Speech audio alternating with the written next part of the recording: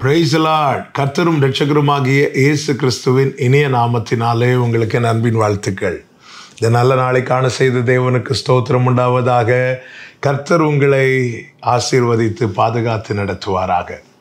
Mark சுவிசேஷம் 2வது அதிகாரம் 1-2 வசனங்கள்.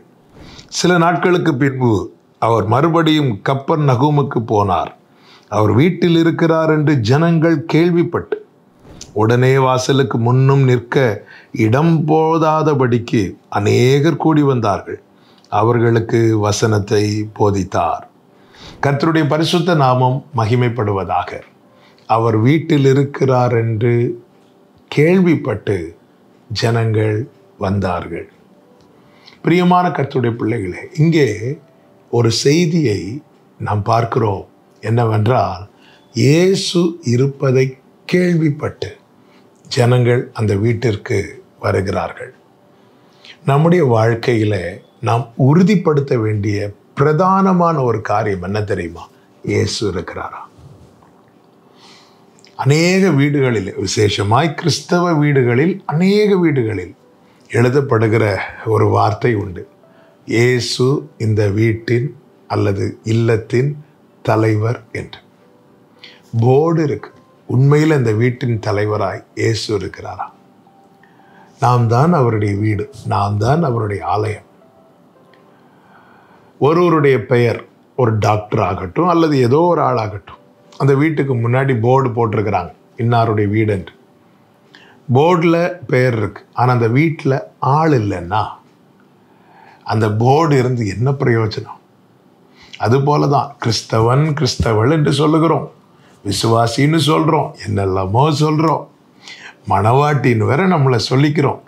ஆனால் நமக்குள்ளே இயேசு இல்லை என்றால் நாம் உறுதிப்படுத்த வேண்டிய பிரதானமான காரியம், என்னோடு இயேசு இருக்கிறாரா? இங்கே பாருங்க, ஜனங்கள் அவருடைய போதகத்தை கேட்க, அவரிடத்திலிருந்து நன்மையை வாங்க, அவர்கள் அந்த வீட்டிற்கு எதை அடிப்படையாய் வைத்து போனார்கள் தெரியுமா? இயேசு அங்கே இருக்கிறதை கேள்விப்பட்டு உறுதியாக்கின பின்பு புறப்பட்டு போனார்கள்.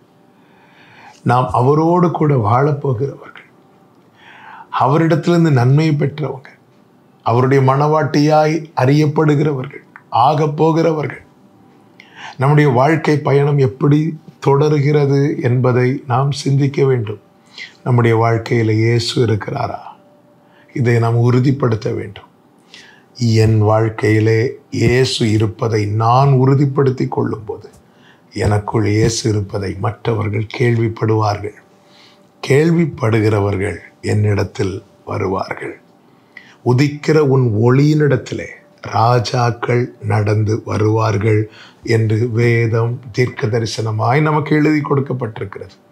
நானே மெய்யான ஒளி என்று இயேசு சொல்லியிருக்கிறார். எனக்குள் இயேசு இருப்பது உறுதியான. என்னை பார்க்கிறவர்கள் அந்த வெளிச்சத்தை காண்பார்கள், கிறிஸ்துவை அறிந்து கொள்வார்கள். அப்படிதான் தேவன் நம்மை நிருபங்களாய் வைத்திருக்கிறார். அவர் எங்கே இருக்க மாட்டார்? மரித்தவர்களிடத்தில் இருக்க மாட்டார். இயேசு உயிர் தெழுந்த போது தூதர்கள் என்ன சொல்லுகிறார்கள் தெரியுமா? அவர் உயிரோடு இருக்கிறார். உயிரோடு இருக்கிறவரை மரித்தவர்களிடத்தில் தேடுகிறது என்ன? மரித்தவர்கள் யார்? தேவனை மகிமைப்படுத்தாதவர்கள். மரித்தவர்கள் யார்? தேவனோடு உள்ள தொடர்பை விட்டு தூரம் போகிறவர்கள். இதெல்லாம் வேதம் நமக்கு காண்பிக்கிறது. அவர் இருப்பதை உறுதிப்படுத்தி கொண்டு அவருடையவன் அவருடையவள் என்கிற வாழ்க்கை வாழ்வோம். மற்றவர்களுக்கு கிறிஸ்துவை வெளிப்படுத்துவோம். கர்த்தர் உங்களை ஆசீர்வதிப்பாராக. நல்ல தகப்பனே, இரக்கமுள்ள பிதாவே, எங்கள் வாழ்க்கையில் நீர் இருப்பதை உறுதிப்படுத்தி கொண்டு வாழ எங்களுக்கு கிருபை செய்யும். இயேசுவின் நாமத்தில் பிதாவே, ஆமேன், ஆமேன்.